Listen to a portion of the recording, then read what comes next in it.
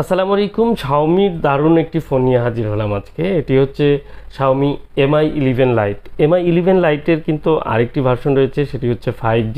দেখতে কিন্তু ফোনটি সেম, সেটি 5G আর এটি হচ্ছে 4G।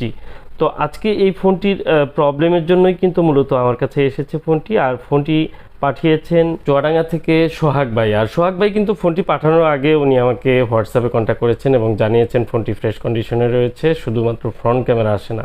আপনাদের দেখাচ্ছি, দেখুন এই যে ব্যাক ক্যামেরা যাওয়া মাত্র ব্যাক ক্যামেরাটি ঠিকই কাজ করছে, বাট ফ্রন্ট ক্যামেরা দেওয়া মাত্রই ফোনটি মনে হচ্ছে যে আটকে আছে, ক্যামেরাটি একদমই আসছে না। তো আমি এই ফোনটির যে কমন ইস্যুগুলো হয় সাধারণত এই ফোনগুলোর ক্ষেত্রে, সেগুলো হচ্ছে প্রসেসরের প্রবলেম হয়। প্রসেসর থেকে এই প্রবলেমগুলো মূলত ফ্রন্ট ক্যামেরা এবং সিম পাচ্ছে না, কারো কারো সাউন্ড হচ্ছে না, এবং অনেক ক্ষেত্রে দেখা যাচ্ছে যে নো সার্ভিস হচ্ছে, মেমোরি পাচ্ছে না। এ ধরনের অনেক ইস্যুস কিন্তু এখন বর্তমানে প্রসেসর থেকে হচ্ছে।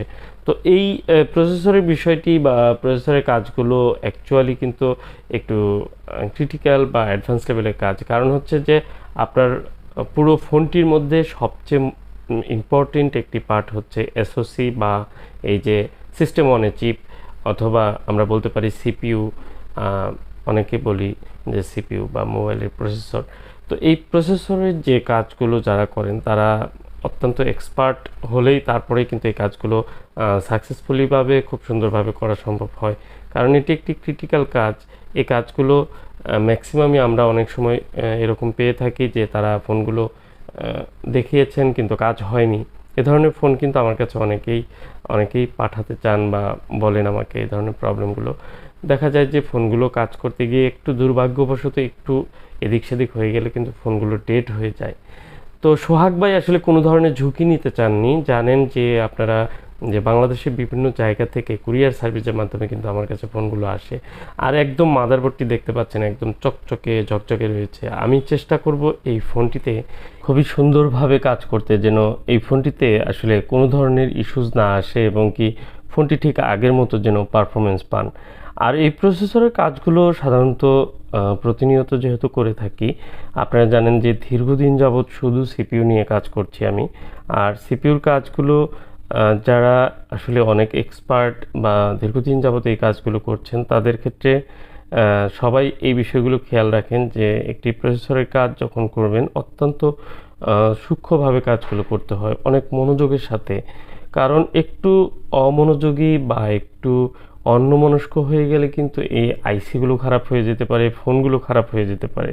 সামান্যতম একটি ভুলের কারণে কিন্তু পুরো ফোনটি ড্যামেজ হয়ে যেতে পারে। তো যে কারণে আমি এই ফোনগুলো, যেহেতু আমি একদমই একটু আলাদা রকমভাবে কাজ করি, আমার কাজের টেক্সট থেকে শুরু করে আমার কাজের কোয়ালিটি এবং কি আপনারা সব কিছু অনেকেই জানেন। আর আলহামদুলিল্লাহ আমার কাছে সারা বাংলাদেশ থেকে প্রতিনিয়তই ফোন আসে, বিভিন্ন ধরনের ফোন কুরিয়ারে, এবং কি অনেকে সরাসরি আসেন, এবং নর্মালি যারা শপে সরাসরি নিয়ে আসেন তাদের কাজগুলো করতে হয়। তো প্রচুর পরিমাণে প্রসেসরের কাজই করি আমি, সেহেতু এই প্রসেসরের কাজে আমার একটি আলাদা ধরনের দক্ষতা অবশ্যই তৈরি হয়েছে, এটি বলা যায়। তারপরে আলহামদুলিল্লাহ প্রত্যেকটি ফোনই সুন্দরভাবে হচ্ছে, এবং কি পোকো X3 প্রো, X2 বিভিন্ন ধরনের যে ফোনগুলো রয়েছে এগুলো কিন্তু প্রসেসর রিবোলিং করতে কোনো ধরনের ডেড ইস্যু আসার সম্ভাবনা ইনশাল্লাহ নেই। এটি আমার কাছে, আমি এখন খুব ভালোভাবেই বলতে পারি যে আপনারা এই ধরনের ফোনের যে ইস্যুসগুলো যেগুলো প্রসেসর থেকেই হচ্ছে, এগুলো নিয়ে আপনারা নিশ্চিন্তে কিন্তু আসতে পারেন বা পাঠাতে পারেন কুরিয়ারের মাধ্যমে। তো আজকে সোহাগ ভাইয়ের যে ফোনটি, এটি হচ্ছে একটু আনকমন, যদিও এই মডেলের প্রসেসরের ইস্যুর কাজ আমি করেছি এর আগে অনেক, কিন্তু কোনো ভিডিও আপলোড করা হয়নি, তাই আজকে এই ফোনের ভিডিওটি আমি আপলোড করছি। দেখুন প্রসেসরটি রিমুভ করার সময় খুব হালকাভাবে দুটি ক্যাপাসিটর কিন্তু একটু পাশে সরে গিয়েছিল, সে কারণে সেটি জায়গা মতো বসিয়ে দিলাম। এবং কি এবার আমি যেটি করছি সেটি হচ্ছে এই প্রসেসরটি রিবোলিংয়ের জন্য এবার আমি যে রিবোলিং পেস্ট সেটি লাগিয়ে নিলাম, এবং প্রসেসরটি খুব সুন্দরভাবে নিখুঁতভাবে রিবোলিং করে তারপর আবার পিসিবি বোর্ডে ইনস্টল করব। এই দেখুন আমার বলগুলো কিন্তু খুব সুন্দর হয়েছে। তো প্রসেসর রিবোলিংয়ের কাজগুলো করার সময় আমাদেরকে অনেকগুলো স্টেজে কিন্তু খুব খেয়াল রেখে কাজ করতে হয়। বলতে গেলে প্রতিটি স্টেজই কিন্তু আমাদের জন্য অনেক গুরুত্বপূর্ণ। সেক্ষেত্রে কোনো একটি জায়গায় ভুল হলে সেই ফোনটি কিন্তু প্রবলেম করতে পারে। আর যেহেতু আমি অনলাইনে কাজগুলো করছি অনেক দূরে, প্রতিদিনই অনেক দূর দূরান্তে ফোনগুলো আসছে এবং যাচ্ছে। আর আপনারা জানেন যে আমি রেগুলার এই কাজগুলো, প্রত্যেকটি ফোন যেগুলো প্রতিদিন আসে প্রতিদিনের কাজ প্রতিদিনই কিন্তু পাঠিয়ে দেওয়ার চেষ্টা করে থাকি। আর এই জন্য আমি প্রচুর প্রেশারে থাকলেও আমি চেষ্টা করি নিখুঁতভাবে কাজগুলো করতে, যেন কোনো ফোনে পরবর্তীতে কোনো ট্রাবল না দেয়। যদিও 100টি কাজের মধ্যে 2-1টি ফোন বা 5টি ফোন যদি কোনো ধরনের সমস্যা হয়, সেটি আমি বলি যে আমার কাছে আবার রিটার্ন পাঠাবেন, আমি দেখে দেব।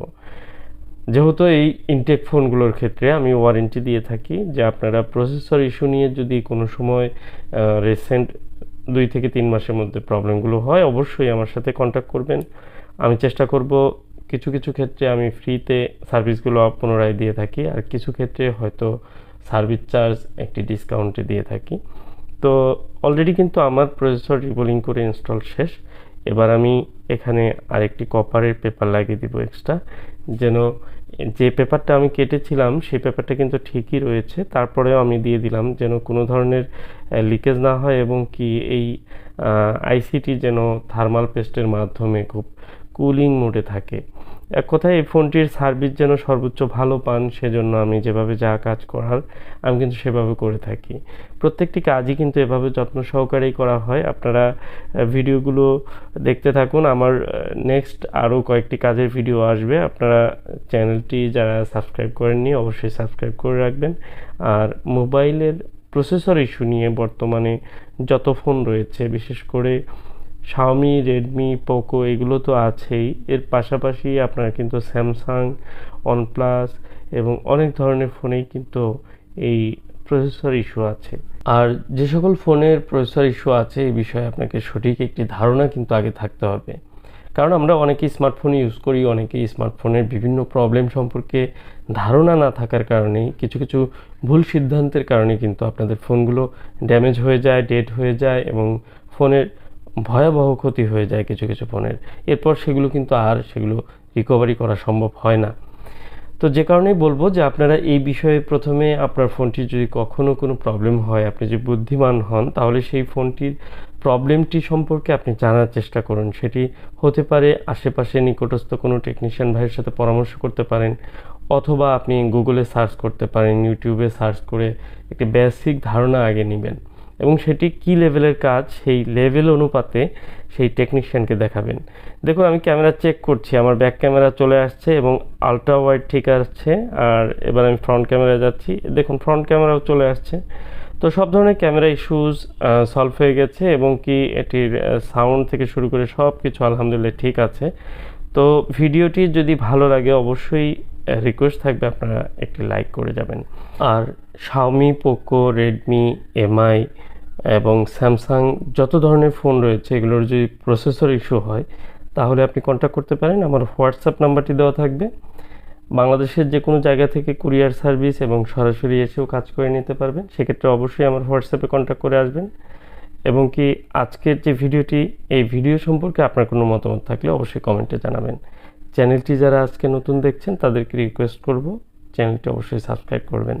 আর খুব শীঘ্রই আরও নতুন নতুন কিছু ভিডিও আসছে। অলরেডি অনেক কন্টেন্ট তৈরি হয়ে আছে, কিন্তু সময়ের অভাবে আপলোড করা হচ্ছে না।